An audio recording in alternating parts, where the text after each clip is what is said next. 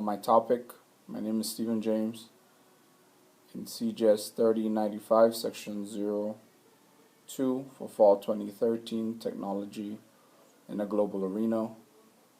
Saw this topic among the list of topic the professor gave us and thought it would be a good topic to explore. It's a pretty hot button topic nowadays as well, and it's basically, as you can see, internet privacy, a right or a privilege. I will outline the definition of what internet privacy is, history of the internet, identify the ethical actors in these scenarios, identify the action that has been reviewed for its ethical consequence, applying the ACM Code of Ethics, apply it to a specific provision of it, and also provide a conclusion. Definition of internet privacy. Privacy is defined here as personal information that an individual deems important and unattainable by the general population.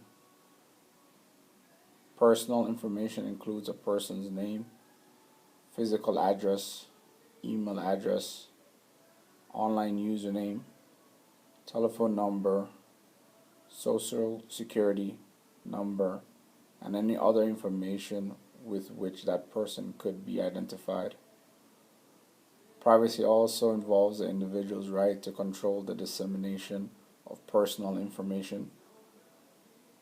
Having the autonomy to control the sharing of information and how it would be used and manipulated is paramount to an individual's right to privacy.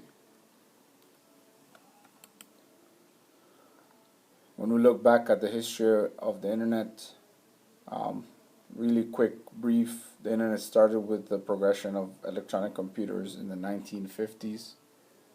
The notion that would lead to what we now call the internet was initially a message sent over the ARPA net from computer science professor Leonard Kalinrock, laboratory at the University of California.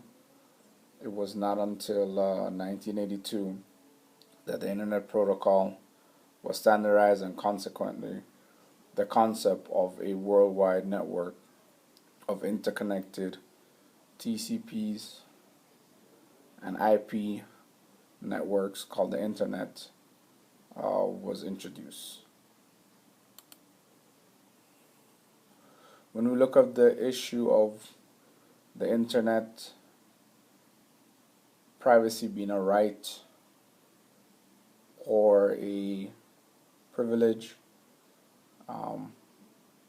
when we look at the ethical actors in the case, I will say the users, which are us, and which we can be considered the victim in this case, and the online information seekers, if you will, such as governments, companies, providers, hackers, etc., would be considered the unethical actors.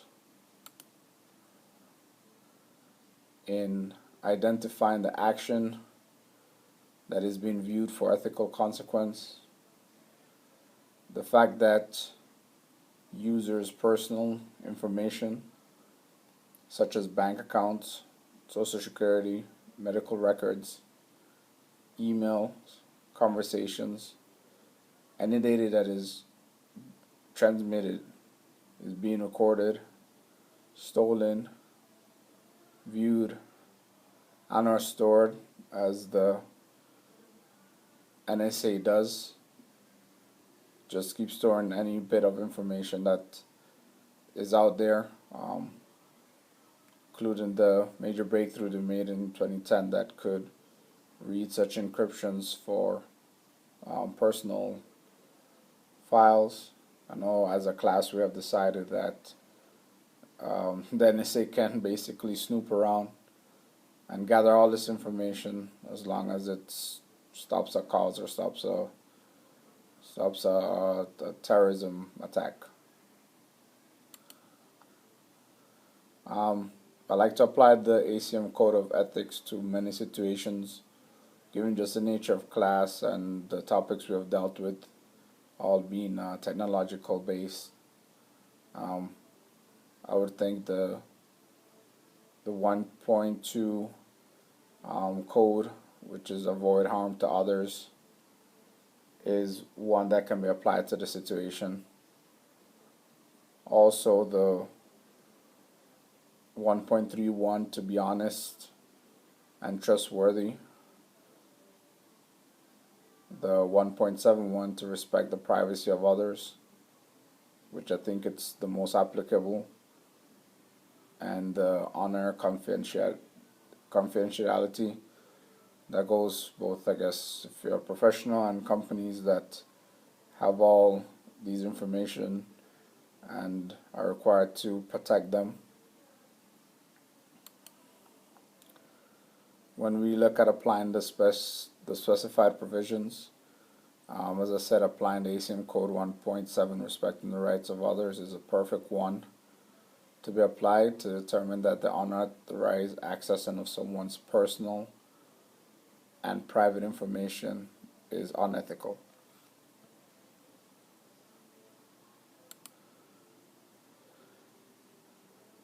In conclusion, I think the rights of humans in general are something to be protected, and be it online, it does not make a difference. So therefore, companies, providers, government, hackers, etc., are acting unethically when private secure information is accessed unauthorized. So that would leave you with this quote. It's from John F. Kennedy. The rights of every man are diminished when the rights of one man are threatened. Thank you again for listening to me.